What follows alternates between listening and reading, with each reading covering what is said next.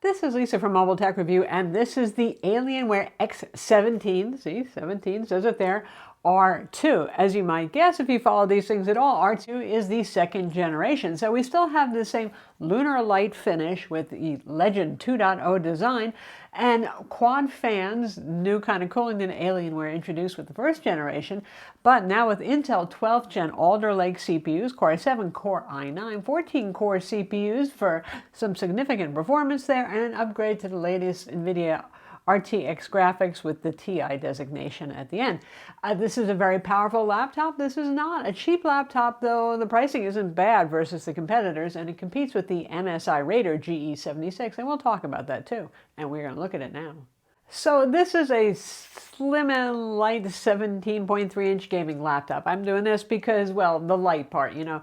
Alienwares are built like tanks, so you're talking 7 pounds, around 3.2 kilograms. The lowest end configurations might weigh slightly less than that, but you get the idea. It is pretty slim, and the weight is not unusual for this class of machine, but just throwing it out there for those of you who say, I'm going to throw this in my backpack. Well, I hope that you're burly enough to do that. At least it has the new updated charger design that is a bit lighter too. So we have a 330 watt charger with ours because it's the max config with the i9 and the RTX 3080 Ti. And for a 330 watter, this is certainly more about the size of a 240 watt charger, so less of a carry. The design is also, it looks kind of like an XPS 15 or an XPS 17 style charger, rounded and all that sort of thing. Display options, well, one thing I'm happy about it, because with Alienware we used to have this mix and match. Some supported G-Sync, some didn't, some had Optimus or Advanced Optimus, some didn't. Now across the board there is 3 display options. They all have G-Sync, they all support Advanced Optimus, which means there's a mux switch, and you can switch between dedicated graphics mode only and switchable integrated / dedicated graphics with a software slider without having to reboot. So you have a Full HD, which is a waste of power on this machine, but we'll get to that. 165 Hz IPS display, that's the base option. Moving it up, you have the Full HD 360 Hz, 1 millisecond IPS display, which is what we have. The lesser model is 3 milliseconds, still pretty fast. And then there is a 4K 120 Hz option. That one's 4 milliseconds, still IPS. Obviously probably geared towards creators, though. For those of you who play RPGs, you do have the horsepower here to actually play some games at 4K resolution, so it has more appeal. I wish there was a QHD 2K option here for that nice in-betweener kind of thing, because easily this can play a lot of today's AAA demanding games at high frame rates at QHD resolution. And like I said, Full HD is kind of a waste unless you're an esports competitive, seriously competitive player, and you're playing CSGO or League of Legends, whatever, that sort of thing, and you just want max frame rates and everything else be damned. Now for our 360 Hz display, it has full sRGB coverage. The rest of the color gamut is okay on it. It measured 370 nits on our colorimeter for brightness, which is actually surprising. Somehow it just didn't look that bright. It's an okay panel. Again, it's for esports players who care less about visual quality, more about high frame rates, but it's okay. It's pleasant enough, actually, if you're watching videos and all that sort of thing, even higher quality videos on Netflix and Amazon versus your average YouTube video. Now, a few things that haven't changed, even if you wish they might have, is the fact we still have an inverted motherboard. So what does that mean? If you want to repaste the CPU and GPU and take off the heatsink, you're going to have to remove the entire motherboard, which is a lot of disassembly, but you know, it can be done. So that's still a hurt versus the competitors who mostly all have more normal designs, so you just take off the bottom cover and you can do that repasting.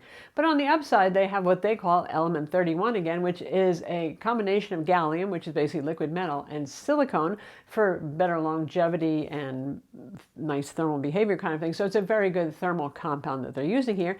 And you still have that new 4-fan design, and the fans are accessible when you take the bottom cover off, so you can clean those out without having to pull out the motherboard. And we have 2 RAM slots, something we couldn't take for granted with Alienware for a while, and 2 M.2 SSD slots that support PCIe version 4, the really fast ones. In fact, the drive in ours was the fastest I have seen yet. Wow. So since you have 2 RAM slots, you can go up to 64 gigs of DDR5 4800 megahertz RAM on that. So that's good. That's nice. And the sound on this is pretty good. Actually, it has some bass and it has pretty good volume as well. I would say it doesn't quite have the clarity and the sound of separation that the MSI GE76 Raider has, but it's still quite good by gaming laptop standards these days, where so many of them sound so sadly tinny. Of course, you have a headphone jack, and you have a lot more ports. Now, the ports are out the back, the charger plugs in the side, the headphone jack plugs in the other side, but beyond that, all the ports are on the back. So you've got a mini display port, you have HDMI 2.1, you have USB-C, and Thunderbolt 4 on board. 2.5 gigabit Ethernet, that's killer E3100 on board, so you're not hurting for ports, and there's even a micro SD card slot. But the fact they're all out the back is great if you're a tidy person and you hate to have cables sticking out the side, but it's a little hard to see them. And then you have I love the Alienware FX lighting and the Tron light ring on the back, but the Tron light ring on the back is so bright and the black plastic kind of just disappears when you're looking at the ports. Small complaint. Keyboard on this, as ever, you have your choice between the standard keyboard or the Cherry MX Ultra Low Travel keyboard. And we have the Cherry keyboard this time, and both of them have per key RGB lighting, so you can go to town programming the colors on this. But I love the way that Cherry keyboard feels. It is, well, obviously it's tactile. It's a low travel mechanical keyboard. It still slightly deranges me that the keys have kind of that old-fashioned like musical note characteristic when you hit them, like doing, doing, doing. I'm easily distracted by music, I guess. Maybe you won't care. One thing you probably will care about, and I'll keep complaining about this until they do something about it, is what Razer used to do in the old days, which is the primary keys are all lit, the secondary FN keys are not backlit, which will just derange you. You want to raise the volume, you better memorize where that is because it's not lit up. So in the dark room, good luck to you.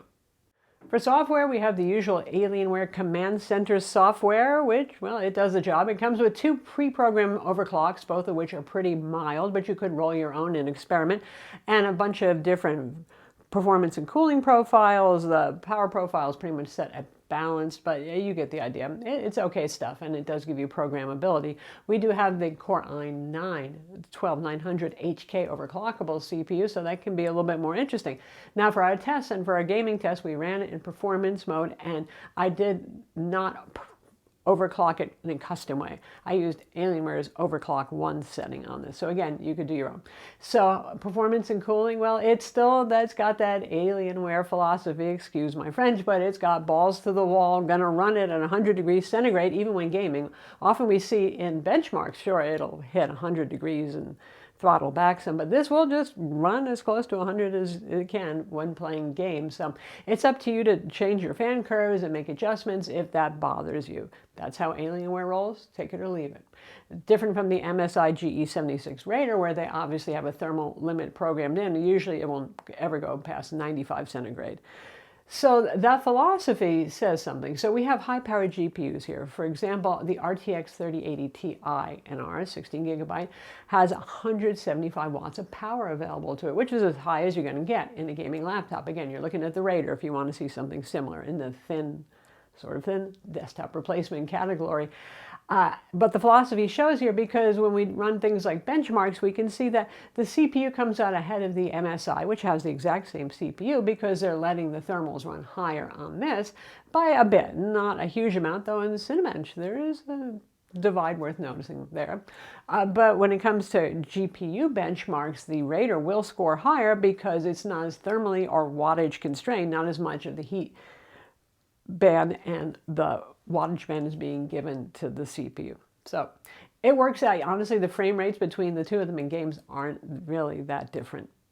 In terms of physical to the touch temperatures, it gets warm. It does not get hot except for dead center above the keyboard top and symmetrically at the bottom, where it is literally too hot to touch. You touch it and you're like, I'm going to get burnt. Don't touch there. It's just one section about the size of that, that gets that hot. But yeah, those 2 spots, no touchy. And use a chiller mat or a cooling stand or something like that. It will help out the laptop.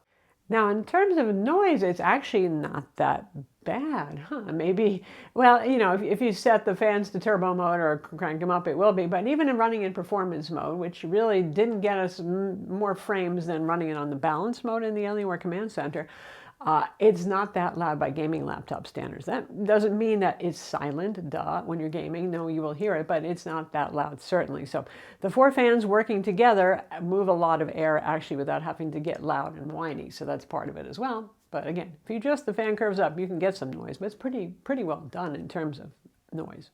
The battery is 87 watt hour, and you know about that compact charger thing that they're doing now. You might get a 240 watt charger if you go with a lesser GPU, for example, or a CPU. You can also get that with a Core i7, a 3060, a 3070 Ti. There are options, as always with Alienware here. So we do have Advanced Optimus on board, and when using it in switchable graphics mode, it's still a high power consumption, big screen laptop. At least it's just pushing full HD resolution for hours. But, you know, 3 to 4 hours is what you're looking at unplugged for productivity kind of work. I don't mean for gaming. For gaming, way shorter, as always, is the case there. All right, to take off the, hear that clang clang, metal cover, you unscrew the Phillips head screws, and they kind of push the lid up as you unscrew it. You've got your honeycomb style ventilation here, along with more conventional style ventilation. The vents above the keyboard are vents. They're not for the speakers, by the way, just for trivia's sake. And here we have the speakers, which fire down and out the front. They're dual ported and they're suspended as they should be to stop vibration, though I still do hear some vibration at loud volumes. 4-fan design, like I talked about right here. Backside of the heat sink, because like I also said, you got to take out this here motherboard if you want to repaste the CPU and GPU. Happily, it has that Element 31 cooling paste on it, so maybe you won't have to do that. We have 2 M.2 SSD slots right there, readily accessible. And I've actually taken out the dual SSDs in RAID configuration that we have on ours, which partially explains the very fast performance these 2 Samsung SSDs are giving us in a RAID configuration PCIe 4. And under this little thermal cover here, which we will pronto rip up, are your RAM slots. Again, up to 64 gigabytes of DDR5, 4800 megahertz RAM for you. And right over here next to that is the soldered on killer AX1675S Wi-Fi 6E card. That's a good card with Bluetooth 5.2, so I doubt you'd want to change that, and it probably won't ever fail anyway. So that's what you have for your internals. So that's the Alienware X17R2. As ever, the selling points, if you dig the design and the look of it, are a really good build quality and metal top and bottom covers, well done there, Alienware. And the fact that it's one of the most performant laptops on the market. Like I said, right up there with the Raider for the slim and light desktop replacement category of laptops, which is not a very crowded category by any means. The display options, they're okay. I would have liked to see that 2K, like I said. The 4K is there for creators and for those of you who are more RPGers, like, well, me. And it don't come cheap either. Now, it really depends on the configuration. Starting price now this has been out a couple of months. It just took Dell a long time to get us a review loaner. But starting price is around $2,250 with a 3060 and a Core i7, 16 gigs of RAM, a 512 gig SSD, and that base full HD display. That's not too horrible, actually. Gone are the days when Alienware was the more expensive option. Often they come in under some of the competitors, probably because of Dell's scale of manufacture. But if you go to town and you have ours, you're looking at $3,850. So everything on ours is pretty high end. We've got the Core i9, we have the 3080 Ti, 32 gigs of RAM, a very fast 1 terabyte SSD, and the middle display option, still not the 4K option. So you're going to be paying a lot. You're not going to be paying more than you would for the comparable Raider configuration, certainly from MSI, but it can go anywhere from, hey, I can afford this, to, hey, that's an insane price. It depends on how much you want to spend for the horsepower inside. I'm Lisa from Mobile Tech Review. Be sure to subscribe to our YouTube channel for more cool tech videos, and thumbs up if you like this vid.